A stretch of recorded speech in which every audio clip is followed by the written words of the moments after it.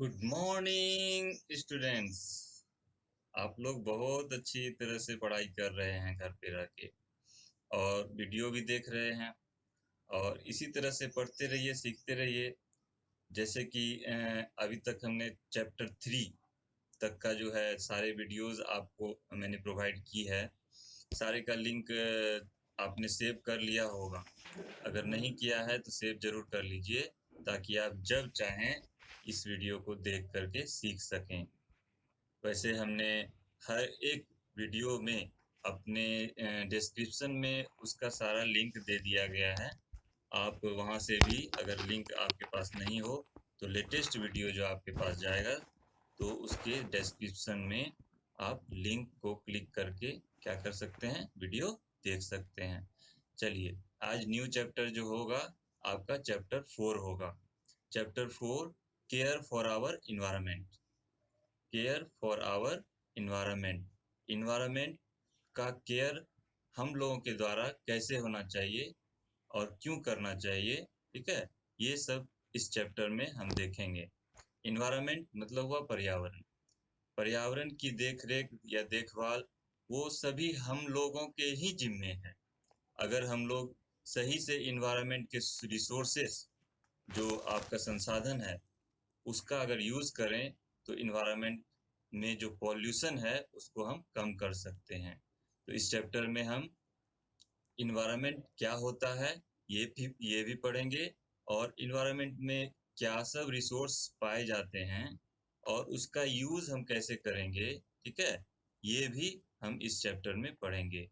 तो इस चैप्टर को डिटेल से जो है हम लोग देखेंगे, और देखते हैं लाइन बाय लाइन इस चैप्टर के बारे में क्या कहा जा रहा है, ठीक है। हमारा चैप्टर 4 कहता है केयर फॉर आवर इन्वायरमेंट। हमें अपनी पर्यावरण की रक्षा करनी चाहिए, उसकी देखभाल करनी चाहिए, केयर करना चाहिए। Let's start now. What is environment? Environment, पर्यावरण जो होता है वो क्या होता है? Look look around you in your classroom. अपने क्लासरूम में देखो। You can see your classmates. अपने दोस्तों को देखोगे। योर टीचर, टीचर को देखोगे क्लास में। The blackboard, a cupboard, chalk and other such things. इन सारे चीजों को आप क्लास में देखोगे। Look outside the window.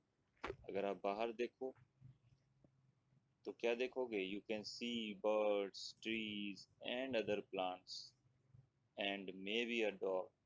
ये सब आप बाहर देखोगे। What you see around you is a part of your environment। आपने बाहर और अंदर, क्लास के अंदर जो कुछ भी देखा, वो सभी क्या है? वो एक इन्वायरमेंट का पार्ट है। इसलिए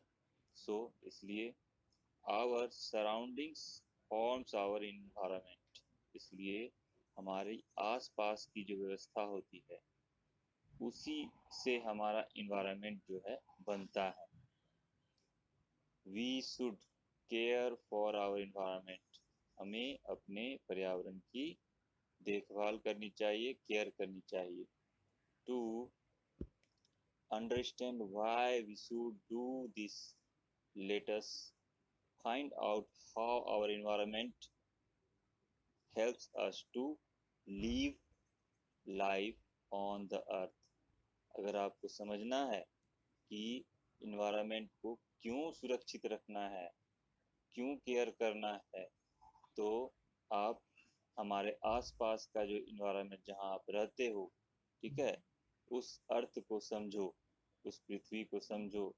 तब जा करके आपको पता चलेगा कि हमारे लिए इन्वायरमेंट क्यों जरूरी है।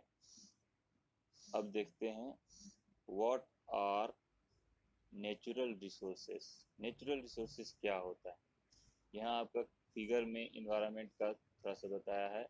इन्वायरमेंट में लिविंग और नॉन लिविंग थिंग्स दोनों ही रहते हैं। ये जो आपका सराउंडिंग यहाँ पे दिखाया गया है सारे ही इन्वायरमेंट का एक उदाहरण, ठीक है। The environment includes all living and non-living things that helps us to survive.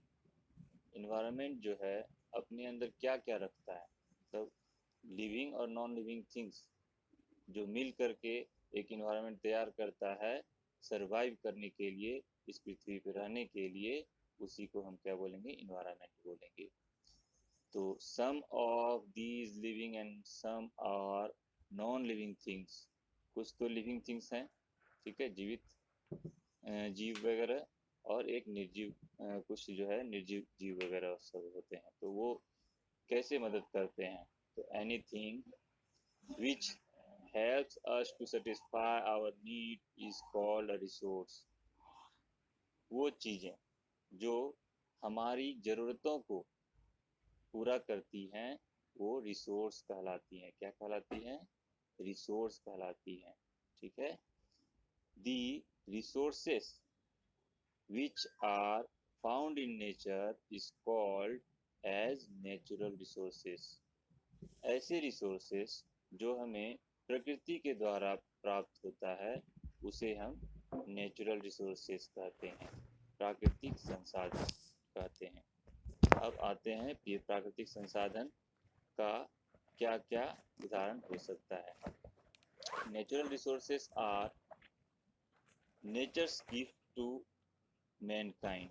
Natural resources जो है वह प्रकृति के द्वारा दिया हुआ मनुष्य को एक उपहार की तरह है, ठीक है। Plants, animals, birds, fish etc are the living natural resources. Plant, animal, birds ये सब क्या है, लिविंग नेचुरल रिसोर्स है। Land, water, air, sunlight and ores such as iron, coppers are the non-living natural resources। कुछ non living resources का भी आपका यहाँ पे एग्जांपल दिया है, जैसे कि लैंड हो गया, वाटर हो गया, एयर सनलाइट हो गया, ओर हो गया, ओर मतलब अयस्क जो आयरन का भी होता है, कॉपर का भी होता है। तो ये सब जो हो गया क्या हो गया, ये नॉन लिविंग नेचुरल रिसोर्स हो गया। अब फ्यूल की बात करते हैं। Fuels such as coal and petroleum are also non living natural resources. अब जो पेट्रोलियम पेट्रोल और डीजल वगैरह सब यूज करते हो, कोयला जलाते हो, कोल, ये सभी जो है नॉन लिविंग नेचुरल रिसोर्स हैं। We use many natural resources in our everyday life। हम लोग कई जो है नेचुरल रिसोर्स को प्रतिदिन जो है यूज करते हैं अपनी जिंदगी में। For example, you take a bath in the morning with water. जैसे कि वाटर एक नेचुरल रिसोर्स है और तुम रोज स्नान करते हो तो उसको यूज करते हो। Water is a natural resource. Water क्या है, नेचुरल रिसोर्स है। यू ड्रिंक मिल्क, आप दूध पीते हो। You get milk from animals like cows and buffalo. Animals are a natural resource. अब एनिमल नेचुरल रिसोर्स है और उसके द्वारा दिया गया जो दूध होता है उसको तुम पीते हो। ये सभी नेचुरल रिसोर्स हैं। अब बात करते हैं दूध में जो चीनी खाओगे उसकी। तो you add sugar to your glass of milk. आप अपने मिल्क में जो है शुगर डालते हो, चीनी डालते हो ना। बिना चीनी के दूध पीते हो क्या, नहीं। तो यही चीज है, जैसे ही आप वो शुगर का यूज किए तो क्या हुआ, we get sugar from sugar cane which is a plant. हम लोग वही चीनी को शुगर कैन, केतारी जिसको बोलते हो, इक, ठीक है, तो वही जो है आपका क्या है, शुगर कैन से प्राप्त होता है चीनी। तो यहाँ पर प्लांट आर नेचुरल रिसोर्स। तो वो जो है प्लांट शुगर कैन का वो भी क्या हुआ, नेचुरल रिसोर्स है। अच्छा, your father drops you to school in a car. तुम्हारे पिताजी कार में तुमको स्कूल तक छोड़ने जाते हैं। The car runs on petrol. और यही कार पेट्रोल से जो है रन करता है। Petrol is a mineral. Petrol mineral है, minerals are natural resources too. ठीक है, तो मिनरल्स भी क्या है, नेचुरल रिसोर्स है। चलिए, यूजेज ऑफ नेचुरल रिसोर्सेज। अब हम अलग अलग नेचुरल रिसोर्सेज का क्या यूज हम लोग करते हैं, इसके बारे में थोड़ी सी इसको डिटेल से देखते हैं। ठीक है, यहाँ पे देखिए फिगर में, क्रॉप्स ग्रो ऑन लैंड, यहाँ पे क्रॉप्स ग्रो हो रहा है ना। All the natural resources are very important, सभी नेचुरल रिसोर्स क्या होते हैं, बहुत ही इंपॉर्टेंट होते हैं, बहुत जरूरी होते हैं। We need and use them in the following ways, हम लोग उसका जो है यूज जो करते हैं, प्रयोग जो करते हैं, कैसे कैसे करते हैं। जैसे कि ये लैंड है, ठीक है, आपको अगर भूमि है तो क्या करते हैं उसमें, we live on the land, हम उस भूमि में रहते हैं। We use land to grow crops, make homes, lay roads and railways track.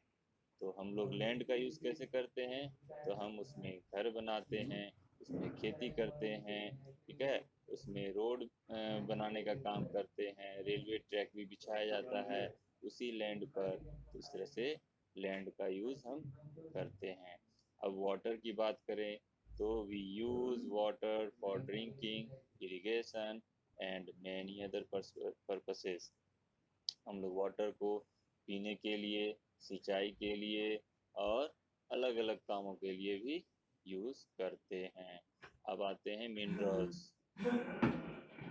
Minerals, the naturally occurring substances obtained from the ground are called minerals।